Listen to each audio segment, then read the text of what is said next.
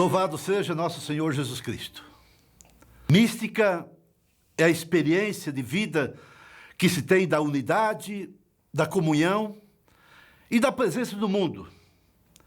É testemunho de humanidade e também de religião. Sabemos que mística foge às investigações teóricas. Mística foge das reflexões da razão. Não se pode falar de mística através de dados quantitativos. A pessoa mística é aquela que é movida por notável força que vem de dentro, do mais íntimo do seu coração, do seu ser. Pessoa mística é uma pessoa de convicção profunda, que vive total sintonia consigo mesmo, com o próximo e sintonia com o mundo.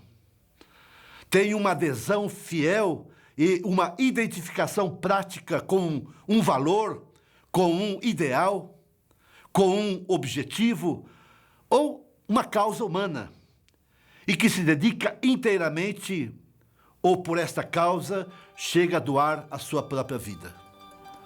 Alguns exemplos de pessoas místicas nos ajudarão a compreender sobre o que estamos falando. Vamos tomar, por exemplo, São Vicente de Paulo, Santa Luísa de Marillac, Jean-Léon Le Prévost, Frederico Ozanam, São Francisco de Assis, Teresa de Calcutá, D. Helder Câmara, entre uma multidão de tantos outros. Aliás, mesmo fora do cristianismo, encontramos pessoas místicas, como, por exemplo, Mahatma Gandhi, falecido em 1948, que foi um dos idealizadores e fundadores do moderno Estado indiano, e também um influente defensor do princípio da não agressão, forma não violenta de protesto como um meio de revolução.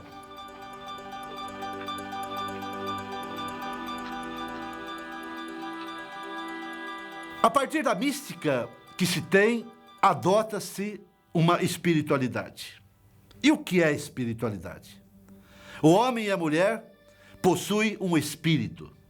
Com ele, homem e mulher são algo mais do que a vida biológica. Espiritualidade é uma das especificidades que distingue o ser humano dos outros animais. No sentido bíblico, espírito não se opõe à matéria, nem ao corpo, nem àquilo que é mal. Espírito simplesmente é vida, é ação, é força, é liberdade. Espírito é o que dá vida à realidade e que impele que se lança ao desafio e ao crescimento. Espiritualidade vai além da devoção ou dos atos de piedade praticados no nosso dia a dia.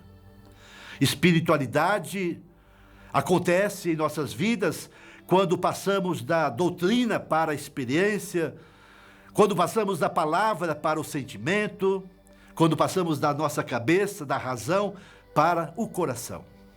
Dessa forma, Deus está em todo o nosso ser. Deus não está apenas na nossa inteligência, nem só na imaginação, ou sequer só no coração. Assim, espiritualidade é o ideal, é a esperança, a utopia, a paixão.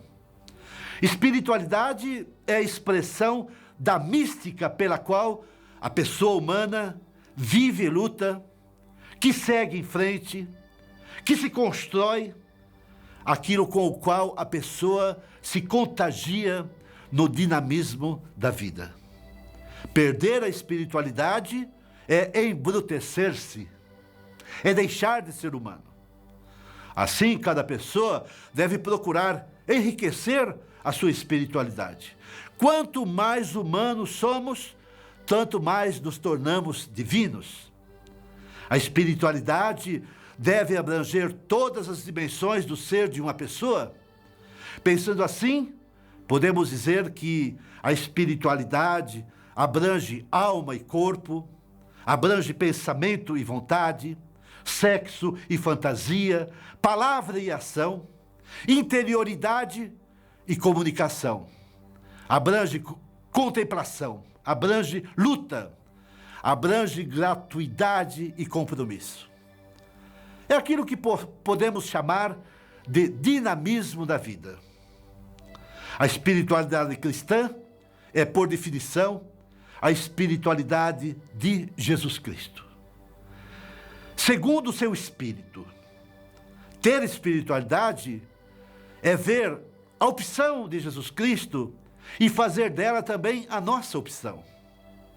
Espiritualidade é ver as atitudes de Cristo e fazer delas também as nossas atitudes. É ver a praxe e fazer dela a nossa praxis. Essa espiritualidade deve ser o referencial na vida de todos e todas os cristãos e cristãs. É dela que brotam as espiritualidades particulares ou específicas, mas todas essas devem novamente convergir para a fonte. Caso contrário, corre-se o risco de não ser uma espiritualidade cristã. A partir desta espiritualidade que é comum a todos os cristãos e cristãs, encontramos também espiritualidades específicas que privilegiam certos valores do Evangelho. Por exemplo, Francisco de Assis, que gostava muito da natureza, chamava o sol e a lua de meu irmão sol, minha irmã lua. De rico que era, tornou-se pobre. Vejamos também o exemplo em nosso meio de D. Helder Câmara, que teve a sua vida toda dedicada aos pobres e também dedicada à justiça social. Esses dois, um do passado distante e outro dos nossos dias, mostram o valor da espiritualidade cristã.